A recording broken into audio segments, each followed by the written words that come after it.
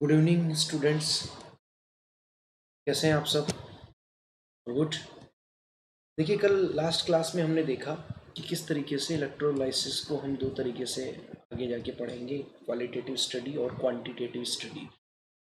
Qualitative study का मतलब ये है कि किसी भी इलेक्ट्रोलाइटिक सॉल्यूशन में, चाहे वो मोल्टन स्टेट में है या एक्वस स्टेट में है, कौन सा पॉजिटिव चार्ज्ड आयन, अगर एक से ज़्यादा उस इलेक्ट्रोलाइटिक सॉल्यूशन में प्रेजेंट है तो कौन सा पॉजिटिवली चार्ज्ड आयन कैथोड पे सबसे पहले पहुंचेगा और कौन सा नेगेटिवली चार्ज आयन कैथोड पे सबसे पहले पहुंचेगा। ये सब उनके डिस्चार्ज पोटेंशियल पर डिपेंड करता है, जिसको कि हम आगे पढ़ने वाले। दूसरा, हमने क्वांटिटेटिव स्टडी की बात करी, मात्रात्मक अध्ययन। वो ये कहता है कि वो बात करता है प्रोडक्शन की, कि भाई अभी हमें किसी भी प्योर मेटल को प्राप्त करना है, इसको कैथोड पे में रिड्यूस कराना है, अपचेन कराना है, क्योंकि कोई भी मेटल होगा पॉजिटिवली चार्ज होगा, ऑब्वियसली वो इलेक्ट्रॉन लेगा तो उसका अपचन होगा, इलेक्ट्रॉन लेकर के वो मेटल में कन्वर्ट होगा। चूंकि आपको पता है कि अपचन की प्रोसेस केवल कैथोड पे होती है, इसलिए मेटल जो भी होगा वो कैथोड पे जाके अपचेत होगा। तो मैं उस इलेक्ट्रोलाइटिक सेल में, चूंकि मैंने आपको बताया कि इसमें बैटरी प्रभावी होती है, बैटरी डोमिनेंट होती है, तो कितनी उस बैटरी से धारा प्रवाहित करूँ कि मुझे इतनी ग्राम, या मैं कहता हूँ इतनी मात्रा उस पर्टिकुलर मेटल की प्राप्त हो जाए। किससे? देखिए, इसका पूरी स्टोरी समझिए कि आपने इलेक्ट्रोलाइटिक सॉल्यूशन लिया, फॉर एग्जांपल NaCl लिया, Na+ है, Cl- है, Cl- नहीं जाएगा, Na+ जाएगा, क्योंकि Cl- तो एनोड पे जाएगा ऑक्सीडेशन के लिए, Na+ रिडक्शन के लिए कैथोड पे जाएगा। तो Na+ जाएगा, ये तो क्वालिटेटिव स्टडी है। कितना जाएगा, मतलब जितना ज़्यादा उसमें Na+ पहुंचेगा उतनी अमाउंट उसकी बढ़ेगी।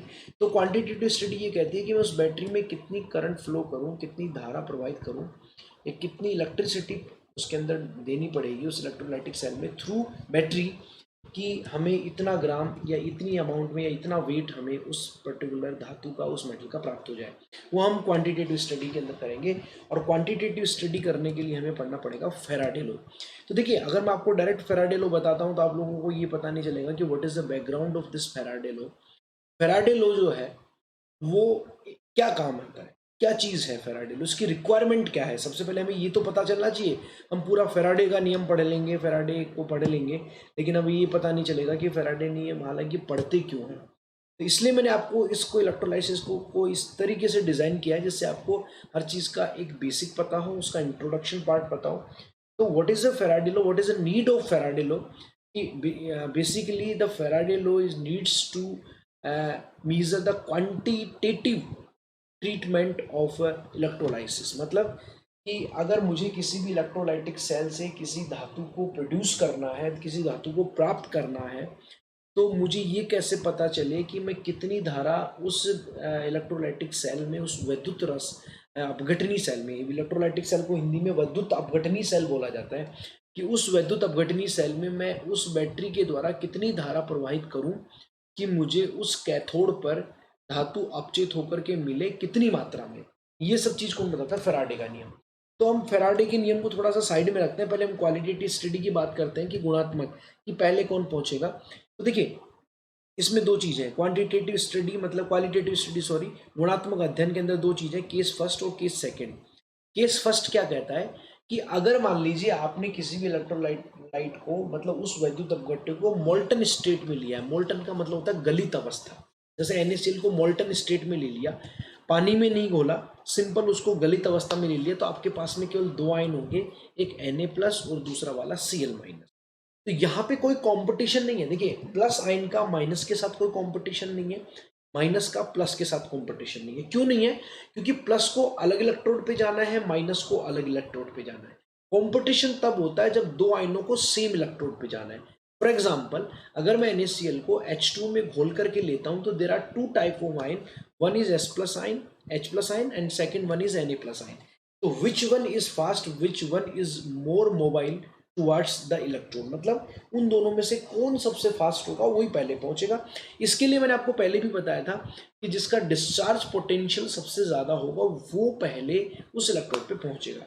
तो फर्स्ट केस में कोई दिक्कत नहीं है, क्योंकि यहाँ पे आपने मोल्टन स्टेट में लिया हो तो there is only one type of एटाइन and one type of anion, मतलब एक प्रकार का धनायन है और एक प्रकार का ऋणायन है। देखिए, if solution contain only one type of cation and one type of anion, मतलब एक प्रकार का धनायन और एक प्रकार का ऋणायन, तो कोई यहाँ पे क्वालिटेटिव स्टडी करने की जरूरत नहीं है, क्योंकि जो एनायन होगा वो एनोड पे ऑक्सीडेशन दिखा देगा और कैटायन जो होगा वो कैथोड के ऊपर रिडक्शन दिखा देगा। प्रॉब्लम तब आती है केस 2 में कि if sodium solution contain more than one type of cation and anion, मतलब फॉर एग्जांपल मैंने NaCl को H2O में डिसोल्व किया फिर उसको लिया, तो यहाँ पे जब NaCl को आप H2O में डिसोल्व करोगे तो दो टाइप के आयन हो गए, Na plus and H plus ion, ये तो धनात्मक आयन हो गए। इसी तरीके से OH माइनस आयन कहाँ से आएगा, H2O से, एंड Cl माइनस आयन आएगा NaCl से।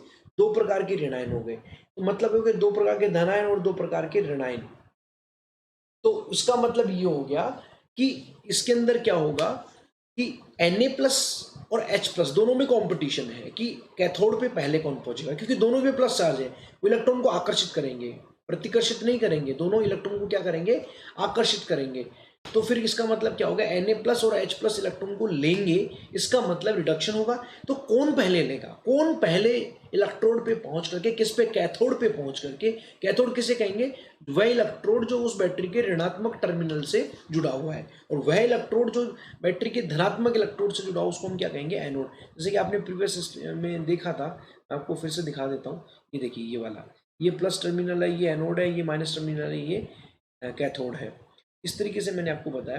तो कौन पहले पहुंचेगा उसको हमने ये कह दिया। तो कौन पहले पहुंचेगा ये डिपेंड करता है कि H प्लस और Na प्लस में डिस्चार्ज पोटेंशियल किसका ज़्यादा है।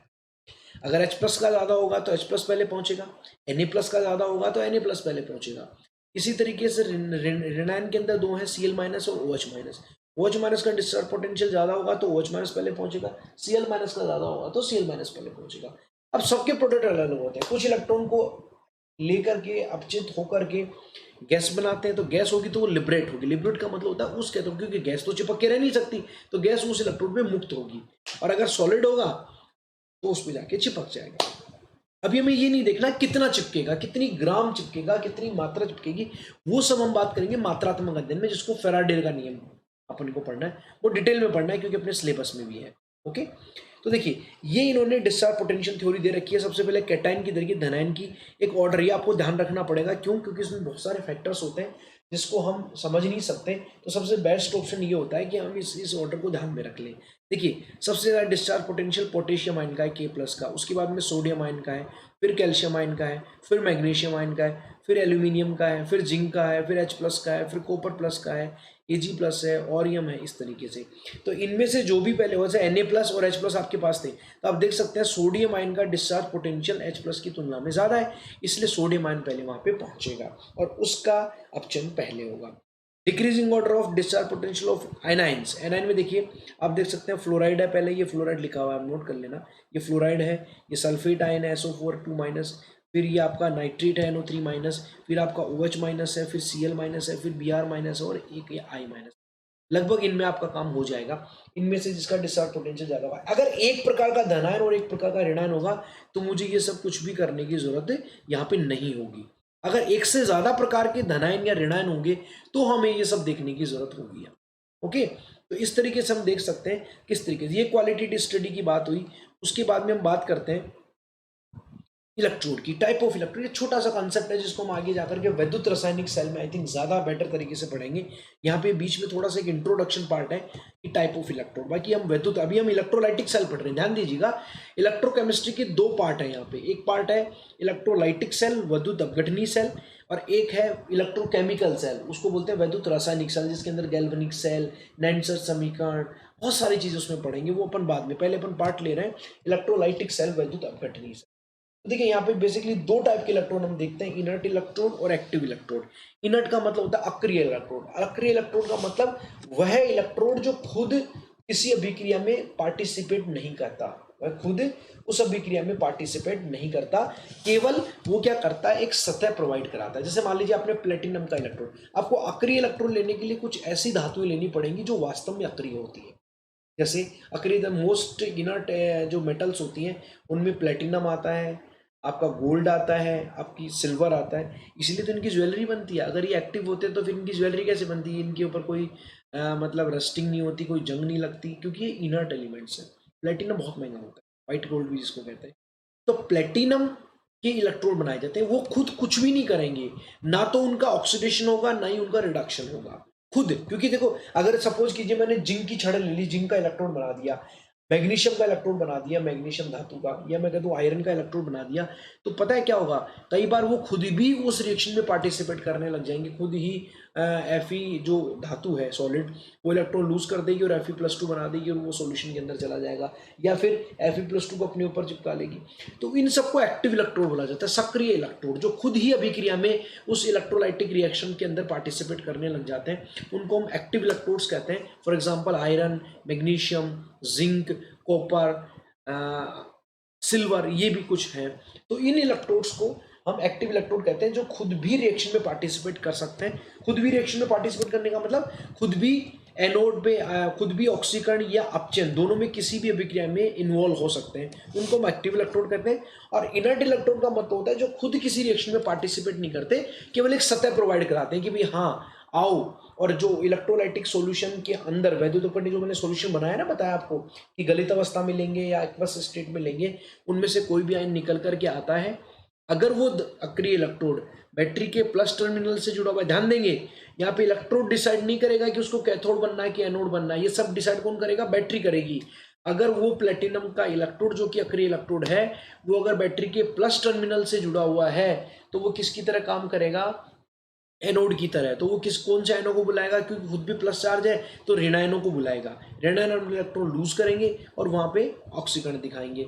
अगर उस प्लेटिनम इलेक्ट्रोड को बैटरी के नेगेटिव टर्मिनल से जोड़ दिया तो वो किसका काम करेगा, कैथोड का काम करेगा। उस पर धन आयन निकल करके आएंगे सोल्यूशन में से, और वो क्या करेंगे, उसके ऊपर आकर के अपचयन शो करेंगे। लेकिन वो खुद कुछ नहीं करेगा, खुद केवल एक सतह देगा कि कोई भी आयन निकल करके नीचे सोल्यूशन में आएगा, वो उस इलेक्ट्रोड के ऊपर बैठ करके और ऑक्सीकरण या अपचयन अभिक्रिया दे सकता है। खुद नहीं है कि प्लेटिनम खुद इलेक्ट्रॉन देकर के Pt+2 बना रहा है या Pt+2 इलेक्ट्रॉन लेकर के Pt बना रहा है, ये अभिक्रिया नहीं दिखाएगा। तो ऐसे जो इलेक्ट्रोड होते हैं उनको इनर्ट इलेक्ट्रोड कहते हैं, और जो सक्रिय इलेक्ट्रोड होते हैं जो खुद भी रिएक्शन में पार्टिसिपेट कर सकते हैं उनको सक्रिय इलेक्ट्रोड कहते हैं। ओके, ये सब मैंने आपको बता दिया। नेक्स्ट देखिए, अब देखिए इसके अंदर क्या है, ये एक क्वालिटेटिव स्टडी में आप लोगों को बता दूं, आपको क्या करना है, इसके अंदर डिस्चार्ज पोटेंशियल को ध्यान में रखना है, जो मैंने आपको ऑर्डर बताया था प्लस का और माइनस का। मैं फिर एक बार आप लोगों को दिखा देता हूँ डिस्चार्ज पोटेंशियल की थ्योरी। यहाँ पे देख सकते हैं, यहाँ पे एक ऑर्डर है ये वाला, इसमें देखो ये पूरा K प्लस सबसे ज़्यादा डिस्चार्ज पोटेंशियल, फिर सोडियम प्लस, फिर कैल्शियम +2, फिर मैग्नीशियम +2, फिर एल्यूमिनियम +3, फिर जिंक +2, फिर H+, फिर कॉपर +2, में सिल्वर +2, ओरियम +3। और ये नेगेटिव का है फ्लोराइड F-, फिर sulphate -, NO3-, OH-, Cl-, Br- और I-। इसको आप ध्यान रखेंगे। और एक आपके लिए एक असाइनमेंट है, मतलब एक टेस्ट पेपर है, आप इसको देख सकते हैं किस तरीके से करेंगे। सपोज कीजिए मैंने NaCl का मोल्टन स्टेट लिया, ध्यान दीजिएगा, अब ये क्वेश्चन है, इससे आपको सब समझ में आ जाएगा, इसको ध्यान से समझेंगे। आपने मोल्टन स्टेट ली है, मतलब इसके अंदर H2 को इसको पानी में नहीं घोला, यहाँ पे केवल दो प्रकार के आयन होंगे, Na+ आयन और Cl- आयन। किसी का कोई कॉम्पिटिशन नहीं है, क्योंकि प्लस आयन भी एक ही है और Cl- भी एक ही है। प्लस का माइनस के साथ कोई कॉम्पिटिशन नहीं होता, माइनस का प्लस के साथ कोई कॉम्पिटिशन नहीं होता। तो Na+ ही ऑब्वियसली किस पे जाएगा, कैथोड पे जाएगा। मैंने बताया ना आपको, अपचयन ध्यान रखना, इसमें कोई भी चीज चेंज हो सकती है, बट हमेशा कैथोड पे ही अपचयन होगा और एनोड पे ही ऑक्सीकरण होगा, कभी इसमें कोई चेंज नहीं होगा। कैथोड उसको कहेंगे जिसमें अपचयन होगा, अपचयन का मतलब इलेक्ट्रॉन लेना। अब आप खुद बता सकते हैं क्या Cl- इलेक्ट्रॉन ले सकता है क्या, नहीं, क्योंकि उसके पास पहले से इलेक्ट्रॉन नेगेटिव चार्ज है। तो नेगेटिव चार्ज वाला आयन कोई भी इलेक्ट्रॉन को लेगा कैसे, वो तो प्रतिकर्षण देगा। तो इस इलेक्ट्रॉन लेने का काम कौन करेगा, सोडियम आयन करेगा, और इलेक्ट्रॉन लेकर के क्या बनाएगा, सोडियम बनाएगा। और Cl- क्या करेगा, इलेक्ट्रॉन देने का काम करेगा।